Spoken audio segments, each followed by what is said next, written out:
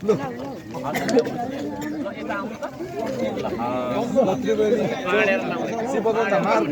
आइदिनु ल ल हाम्रो संसद पार्टीका केन्द्रीय अध्यक्ष हर्क सम्बन्ध माननीय हर्क सम्बन्ध आइसक्नु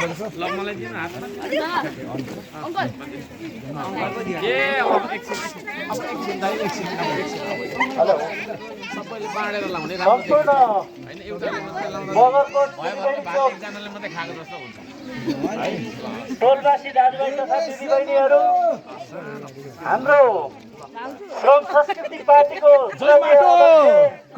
जय माटो तथा सुनसरी क्षेत्र नम्बर 1 बाट निर्वाचित हाम्रो माननीयज्यू तपाईँ हाम्रो घर आँगनमा जय माटो जय देश जय माटो तपाईँ हामीलाई धन्यवाद दिनको निमित्त हर्क सम्बन्ध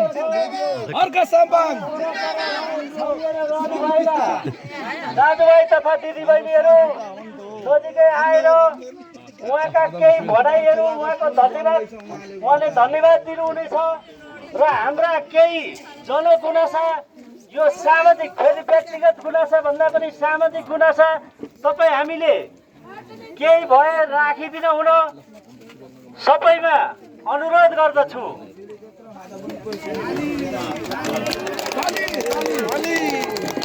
जय माटो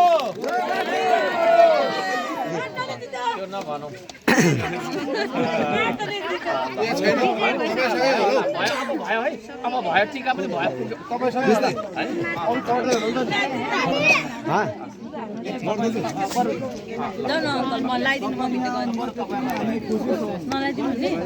होइन नलाउनु भनेको छ उहाँले लाउनु भन्नुभएको छ कि अब भयो भन्नुहुँदैछ बोल्ने हुनुहुन्छ भने अगाडि आउनुहोस् ल। यहाँ मैले केही कुराहरू यहाँका समस्याहरू हुन त बक्समा हालिसकेका छ तर फेरि पनि हाम्रा केही होइन उहाँले लेखेको छ अरे कि अनुरोध गर्दछु। हाम्रो चाहिँ उहाँले लेखेको छ अरे रेडी गरेछ अरे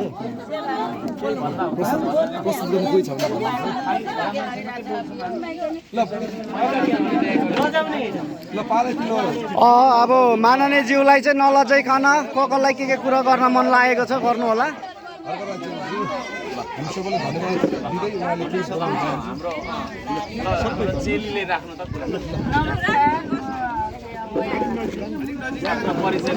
हजुर मेरो नाम चाहिँ सुपुरा तिरुवा हो। हजुर म त्यो यहाँको चाहिँ टोलको चाहिँ सहसचिव हो र म सानो तिनो गुनासोहरू त्यसो अब हाम्रो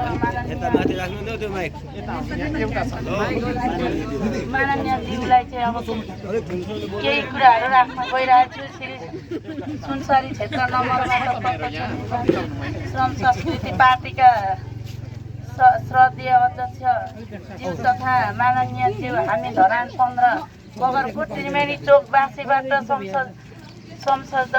संसदीय यात्राको शुभकामना छ र माननीय ज्यूलाई हामीलाई भन्दा बढी थाहा छ त यस क्षेत्रका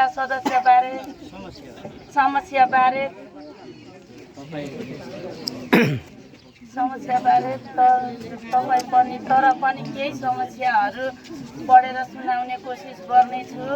बगरकोट बस्ती पुलमाथि खत्री धारा तल सेउती खोलाले कटानगढीमा मानव बस्ती जोखिम रहेको हुँदा दीर्घकालीन तटवर्धन बाँध्ने व्यवस्था गरियो किनकि पछाडि खोलेको बाटो समेत कटान गरेको हुँदा बगरकोट पुलमाथि बस्तीमा विद्युत प्रसारण लाइनको कारण धेरै घरहरू जोखिम रहेको हुँदा तत्काल व्यवस्थापन गर्ने वातावरण मिलाइयोस्। धरानमा रहेका ओइलानी जग्गाहरूमा बसोबास गरेका बस्तीहरूमा लाल पूर्जा व्यवस्था मिलियोस्। लाल पूर्जा दिने व्यवस्था गरियोस्। धरान तथा देशैभरि भएको लागु औषध खरिद बिक्रीलाई कानुन संशोधन गरी कडाभन्दा कडा कारबाही गरियोस्। पीडित बुबा आमाहरूलाई राहत महसुस गराइयोस् र युवाहरूको भविष्य जोखिममुक्त होस्। पुलिस प्रशासन तथा न्यायालयमा जाँदा पीडितले न्याय पाउने महसुस हुने कानुन बनियोस्। काटेपुल तल बगरकोट पुल माथि कतिबाट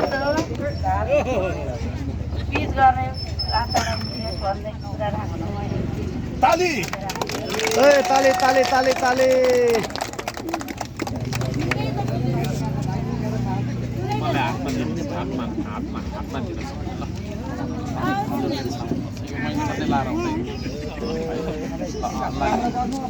ल उहाँले हामीले यस क्षेत्रका समस्या यहाँका समस्याहरू रिपोर्ट गरेका थियौँ र अस्ति हामीले सुझाव बक्समा पनि हालिसकेका छौँ र यो सामान्य उहाँलाई हामीलाई भन्दा बढी त उहाँलाई जानकारी छ यहाँको समस्याको बारेमा। त्यही पनि हामीले केही छुटेका कुराहरू उहाँलाई सुनाउने अथवा उहाँलाई राख्ने कोसिस गऱ्यौँ, जानकारी गराउने कोसिस गरेका छौँ। यसै गरी अब अरू कसैलाई केही तपाईँलाई लागेको छ भने अगाडि आएर केही कुराहरू सोध्न सक्नुहुनेछ, नत्र माइक उहाँलाई दिएर धन्यवाद दिने वातावरण अगाडि बढाउन चाहन्छु। कसैलाई केही भन्नु छ भने आउनुहोस् है अगाडि। भान्जीले केही भन्दिनु आउनुहोस् त। जेनजीले केही भन्दिनु जेनजीकै जमाना छ। जेनजीकै जमाना छ। ल जे भन्दा पनि हुन्छ। एउटा गीत गाइदिनु हो नि।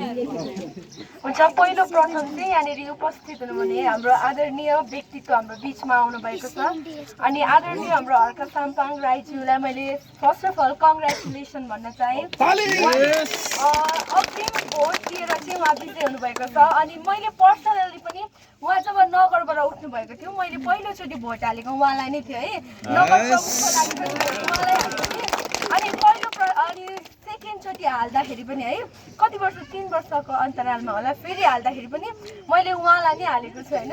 अनि उहाँलाई माटोबाट उठ्नुभएको थियो अध्यक्ष पदमा अनि उहाँलाई नै मैले हालेको छु अनि यति खुसी लाग्यो। अनि म अहिले भर्खर म चाहिँ हात्तीसार कलेज पढ्छु अनि भर्खर प्र्याक्टिकल सिधाएर चाहिँ अनि उहाँ आउनुभएको छ जस्ट ब्याग बिसाएर चाहिँ म उहाँलाई भेट्न आएको कि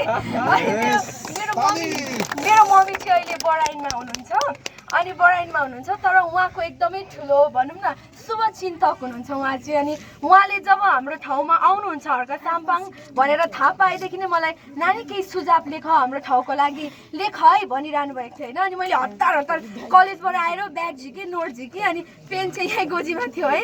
पेनले हतार लेखेर अनि केही कुरा हाम्रो ठाउँको लागि आवश्यक कुराहरू मैले लेखेर ल्याएको छु होइन। अनि लेखेको भन्दा पनि मलाई मुखमै याद छ नि त किनभने म ठाउँ हो यो अनि यसको बारेमा चाहिँ मलाई थाहा छ। अनि लेख्नु भन्दा नि अहिले लेखेर पढे हातमा कागजमा लेखेको भन्दा पनि मलाई दिमागमै भएको म सुनाउँछु है। अलिअलि मलाई बोल्नु नर्भस फिल भइरहेको छ, तपाईँहरूले माइन्ड नगरिदिनु होला है। पहिलो कुरा भनेको चाहिँ यो ठाउँमा चाहिँ म एज अ यङ स्टार होइन म अहिलेको जेनजी पुस्तालाई चाहिँ कुन कुराले अनकम्फर्टेबल धेरै हुन्छ भने अलिकति गाह्रो सहज चाहिँ यहाँनिर अलिकति वातावरण भनौँ न अपशब्द कुराहरू बोल्ने होइन अनि जारक्सी खाएर अनि घर नजिकमा टाँसिएको हुन्छ नि त यहाँनिर कति खराब शब्दहरू बोल्नुहुन्छ होइन अपशब्दहरू बोल्नुहुन्छ अनि त्यो बोल्ने व्यक्तिहरूलाई पनि केही न केही चाहिँ रुल रेगुलेसन उनीहरूको लागि पनि हुनुपर्छ, कारबाही हुनुपर्छ भन्ने मेरो माग एउटा होइन। फेरि त्यो कडा चेतावनी होइन तर अनुरोध यसो नबोल्दै हाम्रो आउने जेनेरेसनहरूले आउने पुस्ताहरूले पनि होइन यसो नगर्दै हामीलाई उनीहरूले सिक्नेछ नि त राम्रो इन्भाइरोमेन्टमा उनीहरू हुर्किनेछ होइन बच्चाहरू हुर्किनेछ। अर्को भनेको चाहिँ मेन देखेको भनेको पहिलादेखि हामीले भनेको प्रहरी चौकी हामीलाई निड छ हामीलाई आवश्यकता छ बारम्बार भनिरहँदाखेरि पनि पारीमा गयो अरे पारीमा छ त्यहाँनिर ट्राफिक बोर्ड पुलिसहरू छ त्यहाँ, तर हाम्रो एरियामा चाहिँ छैन होइन। अनि विशेष गरी चाहिँ हाम्रो एरियाको लागि पनि एउटा प्रहरी चौकी भयो होइन, यहीँ होस्, यहाँ भए पनि माथि भए पनि एउटा चाहिँ होस्, जहाँ भए पनि है, कि पुलमा होस् कि यहाँनिर हाम्रो चोक यो हो सेन्टर, कि यहाँ त्रिवेणी चोकमा एउटा भए हुने होइन। अर्को मेन भनेको चाहिँ हामी चाहिँ यहाँनिर खोलाको नजिकमा बसोबास गरिरहेका छौँ, खोलाको डिलमा बसिरहेका छौँ। खोला आउँदाखेरि एकदम डर लाग्छ, घर छोडेर कहाँ भाग्नु कि सामान सार्नु कि के गर्नु है। अनि मेरो सुरुमा पहिलो ध्यान चाहिँ मेरो डकुमेन्टहरू मैले निकाल्नु पाएँ हुन्थ्यो भनेर हुन्छ होइन। यो चाहिँ मलाई डर के सर्टिफिकेटहरू निकाल्नु पाएँ हुन्थ्यो भन्ने हुन्छ, किनभने त्यो इम्पोर्टेन्ट हो नि त। तर के भइरहेको छ त, खोलाहरू आउँदाखेरि एकदम बाटोहरू काटेर घरमा कतिजनाको घरहरू काट्ने अवस्थाहरू भइरहेको छ। अनि त्यो कुरा पनि म्यानेजमेन्ट गरिदिनु हुनुको लागि मैले उहाँ अहिले सांसदमा मेम्बर हुनुहुन्छ उहाँ होइन, सांसदको मेम्बर, अब थाहा छैन कुन पदमा अब उहाँ नियुक्त हुनुहुन्छ, तर पार्लियामेन्टको मेम्बर चाहिँ उहाँ हुनुहुन्छ नि होइन। अनि उहाँलाई मैले त्यो अनुरोध गर्न चाहेँ, सुझाव भन्दा पनि अनुरोध स्वीकारिदिनुहुन्छ भन्ने मेरो अपेक्षा छ है। अनि विशेष गरी हामीलाई चाहेको चाहिँ कोरिडोर, हाम्रो त आकाङ्क्षा त कोरिडोर भयो हुने हो नि त, तर त्यो पोसिबल छैन भनेर चाहिँ मलाई थाहा छ। धेरै बजेट चाहिने, तर श्रमदान मैले हेरेँ कि धरानचारमा धनबहादुर राई, म मामा भन्छु उहाँलाई चाहिँ, धनबहादुर राईको टोलमा हिजो उहाँ आउनुहुँदाखेरि फर्स्टमा मैले उहाँलाई फलो गरेको छु। उहाँको सबै कुराहरू टक्क फेसबुक खोल्दा आउँछ कि। अनि 8 मिनट अगाडि लेख्नुभएको स्ट्याटस मैले पढेँ, तर हिजो म चर्च जानुपर्ने भएको कारणले म आउन पाइनँ है। तर मैले हेरेँ मेरो मामा दिपक राई हिजो उहाँले पनि सहयोग लिएर आउनुभएको थियो है, सायद नोटिस गर्नुभयो भएन, उहाँले जानुभयो र अलिकति केही आर्थिक सहयोग पनि गर्नुभयो है। अनि त्यसरी नै श्रमदान गरेर हामीले जालिहाल्यौँ भने एकै दिनमा हामी पनि सक्छौँ होला भन्ने चाहिँ मलाई पनि लागिरहेको छ। अर्को कुरा मैले पक्रिनु चाहेको चाहिँ कति धेरै छ क्या।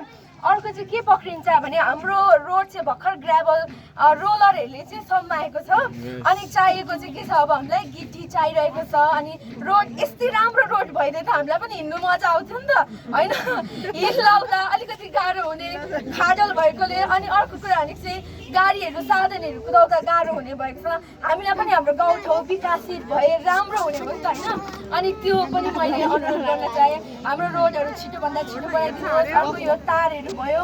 अनि अर्को मेन कुरा अघि हाम्रो आन्टी अङ्कलले लेख्नु भएको बुदामा रहेको थियो, लागु औषध एकदम धेरै यो ठाउँबाट फैलिन्छ, योमा पनि नियन्त्रण हुन सकेको होस्, लागु औषध ओसार पोसार गर्ने व्यक्तिलाई कडा कारवाही हुन सकेको होस् भनेर मैले भन्न चाहेँ। अरू सुझावहरू मैले यहाँ हालिदिन्छु, नर्मल कुराहरू छ तर आवश्यक कुराहरू मैले लिएको छु होइन।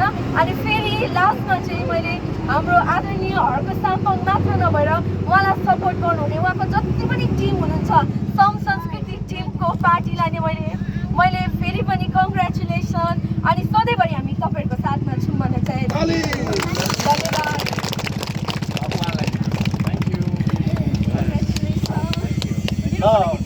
असाध्यै अहिलेको जेनजी युवाले असाध्यै तपाईँ हाम्रो मन छुने गरी यो समाजमा घटेका घटनाहरूलाई यथार्थ चित्रण गर्दै यहाँका समस्याहरूलाई उजागरण गर्दै हाम्रो माननीय ज्यूको अगाडि प्रत्यक्ष उहाँले राखिसक्नु भएको छ।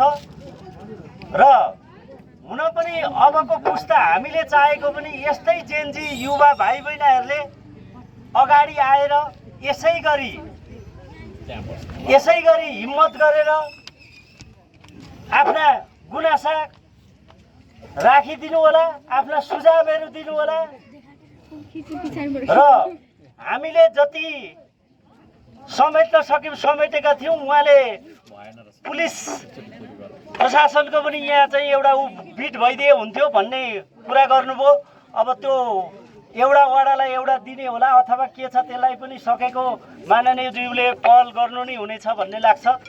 र हामीले दिएका सुझावहरू सबै उहाँले सङ्कलन गरेर यो सदनमा पुर्याउनु हुनेछ भन्ने लाग्छ।